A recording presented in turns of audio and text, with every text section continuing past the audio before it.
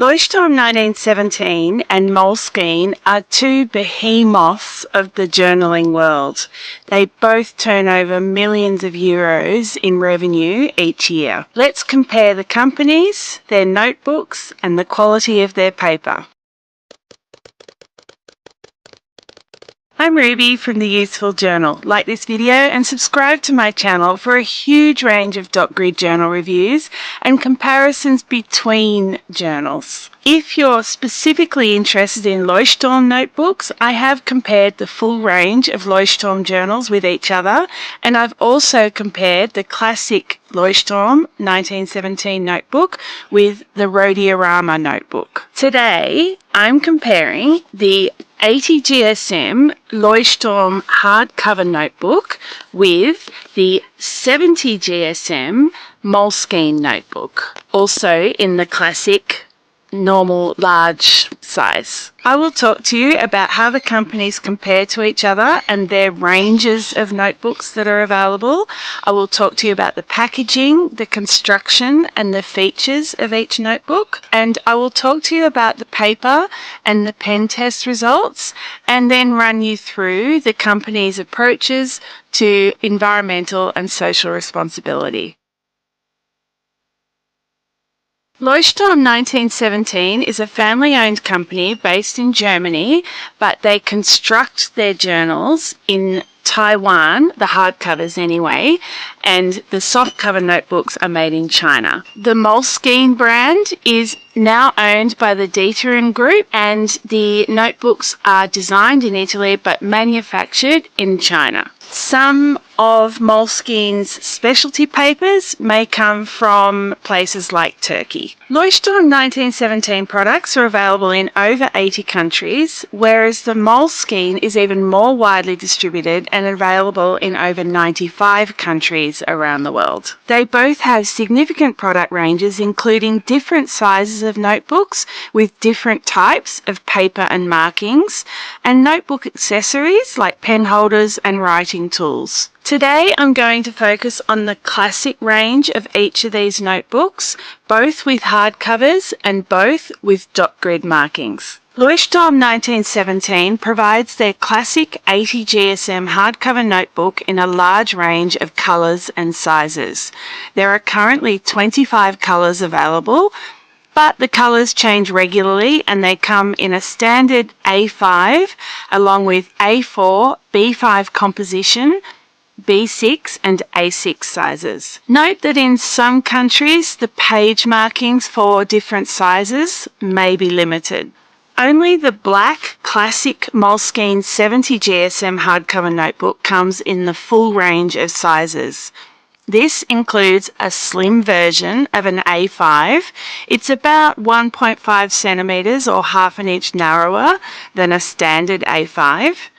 They've got A4, letter size, B5 composition, a pocket size, and a size that's close to a B6, but that one doesn't come with dotted pages. Both of these notebook brands are available on a multitude of online sites around the world, and they're also often seen in bricks and mortar stores, which is probably a significant contributing factor to their sales and popularity. There's a couple of other brands that I really like as an alternative to these two notebook brands. They don't get quite as much publicity, and that's probably why they're not quite as well known, and that includes the Rhodiorama notebooks, or the Rhodia range with Clairefontaine paper, and the Midori MD paper notebooks. Leuchtturm 1917 and Moleskine are both sitting neck and neck in terms of pricing, with both of their classic around A5 size notebooks priced at $25 US. The classic Leuchtturm 1917 has 251 pages, which works out at 10 cents per page, And the Moleskine has 240 pages, which also works out at around 10 cents per page. The only tangible difference is that the Leuchtturm has a larger A5 size page than the Moleskine, which is a narrower page. So if you were to look at the value in terms of the area of paper you get in your notebook, the Leuchtturm would be ahead.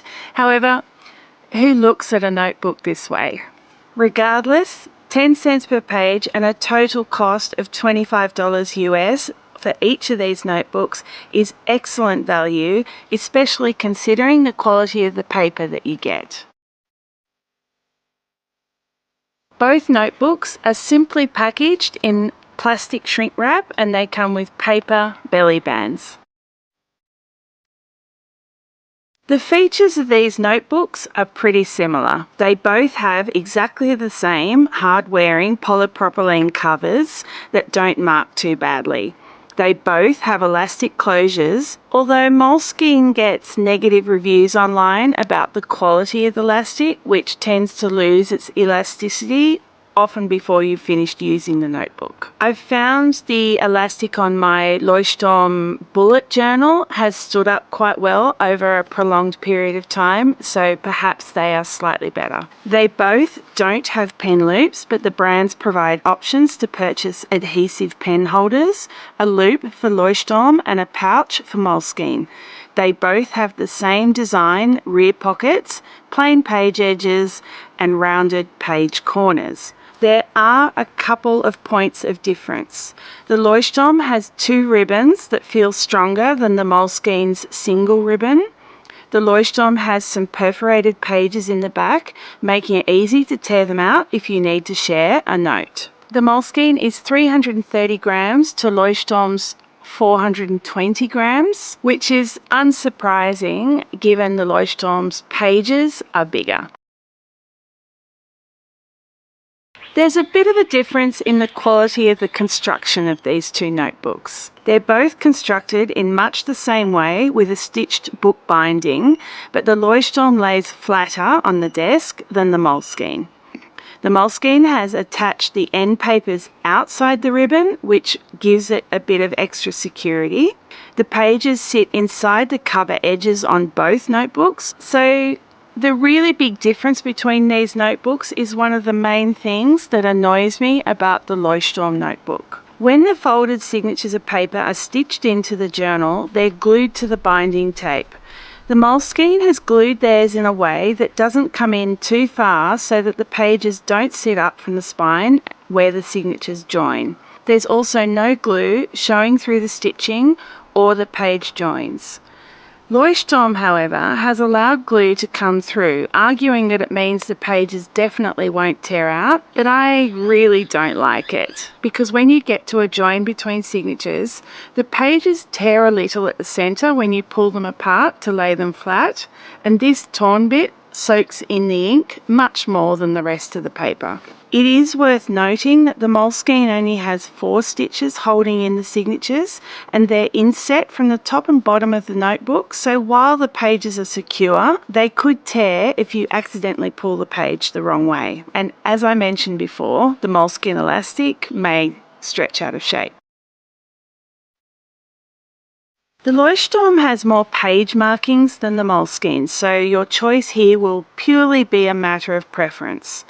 The Moleskine just has an owner page and dot grid, whereas the Leuchtturm also has 2 index pages and page numbers. Because the Moleskine has a smaller page, it of course has less dots in its dot grid. Or does it? The Leuchtturm has 27 dots across the page and 38 down the page, with a decent gap at the top and bottom of the page. The Moleskine isn't too far behind, with 25 dots across the page and 41 dots down the page, because it has dots much closer to the edges of the page. Therefore, even though you've got a narrower page, I don't think you actually lose that much functionality. Just 1 centimetre of width and then you get extra length to work with. They both have pale grey dots of average darkness that are well aligned across the double page spread. I don't really like the dip in the middle of the Moleskine double page because I do sometimes like to use spreads that go across both pages. Here's the fun stuff. So we're comparing the 70 GSM Moleskine paper with the 80 GSM Leuchtturm paper. And I was particularly interested to see how both these notebooks coped with fountain pens because both notebooks are popular with people that write, and writers often like to use fountain pens. Let's start with the paper colour. They're both a light cream, but I prefer the Leuchtturm paper that is somehow a bit brighter. They are both a similar smoothness with a little tooth that gives some feedback through the pen. But these two notebooks are very different in terms of how they cope with liquids. You can see here where I've written a piece of text with a Pilot Prero fountain pen with a medium nib and with a Lamy All-Star, also with a medium nib in each, but the line is a lot wider for both pens in the Leuchtturm. Even though there's a difference in line width, neither journal has an issue with feathering. The paper in both is impervious to water, so watercolour paints and heavy use of Tombow water-based markers don't go through the paper, but they have completely different results in terms of appearance. On the Leuchtturm paper, the paint pigment pulls into dips in the page or spreads to the outside of the circle and took a very long time to dry.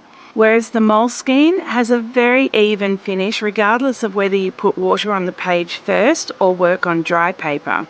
It's funny though, this even finish can make the watercolour look a bit flat. Both journals get a lot of page crinkle. When you look at the results with water-based markers, both papers coped fine, but again, the Leuchtturm just has a bit more depth in the colours. I suppose what is happening is that the Moleskine is absorbing more liquid, so the paint and marker results are drier, and that is also reflected in the width of a fountain pen stroke. The smear test matches the results we've already seen. Having identified that the Moleskine absorbs more water, when you write on the paper with a Pigma Micron 05 pen and brush your hand across, you no longer get smearing of the ink after 10 seconds.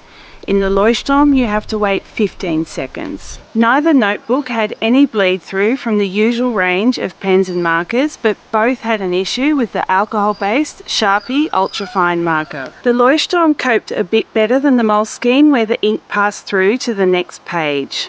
The Moleskine also had a little show-through of the calligraphy ink I used to paint in the feet on Snoopy. Snoopy himself didn't bleed through, but there was heavy ghosting. Like with the fountain pen ink, the line is broader on the stamping ink in the Leuchtturm notebook. Despite the Leuchtturm paper being heavier by 10 GSM, the level of ghosting is very similar to the Moleskine. I think perhaps because the ink doesn't spread to create broad lines in the Moleskine, the ghosting is slightly less noticeable, giving the Moleskine a slight edge over the Leuchtturm. In both notebooks, the ghosting is visible on the reverse of the page, but never through a second page like you can see in, say, the Stalogy notebook.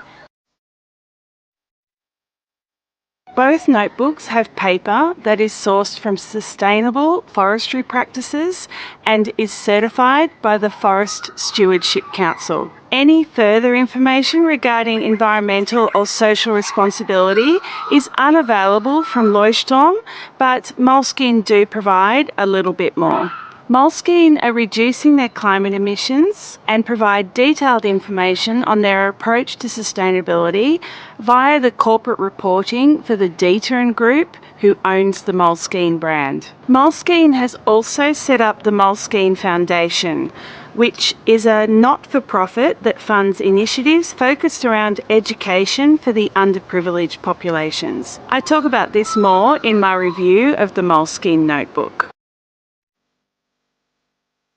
You'd think that the big difference that would decide you between these two notebook brands would be the simple matter that the Moleskine is a smaller notebook, but while you lose a centimetre of the width on your dot grid, you actually gain 1.5 centimetres of dot grid along the bottom, just because the dots are closer to the edges of the page in the Moleskine notebook. That means that you've pretty much got the same working space, believe it or not, but a much lighter weight notebook.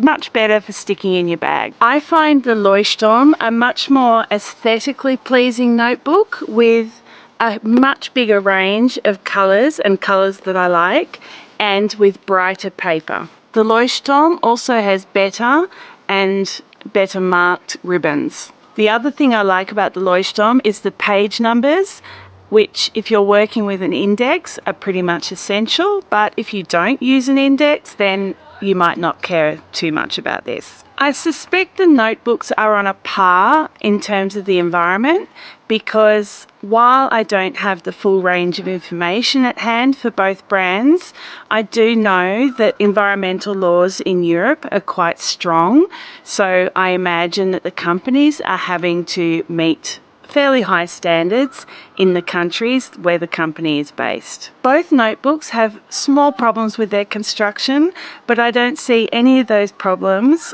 taking away from the notebooks and the use of the notebooks, and so I don't think they would overly influence my decision in purchasing the notebooks. They're very similar in price, and they were also quite similar in their pen test results until you get into the heavier inking or water-based techniques like watercolours and using fountain pens. The Moleskine had cleaner results when using a fountain pen, including a finer pen stroke. But you'll find that with both fountain pens and watercolour, the Leuchtturm gave greater depth of colour variation, which means that when you're working with watercolours, or if you like using shading or sheening fountain pen inks, you're going to get a much better view of the colour range in that ink. Please like this video and subscribe to my channel, and come back next week to see a huge range of Dutch door spreads that you can use in your journal. See ya!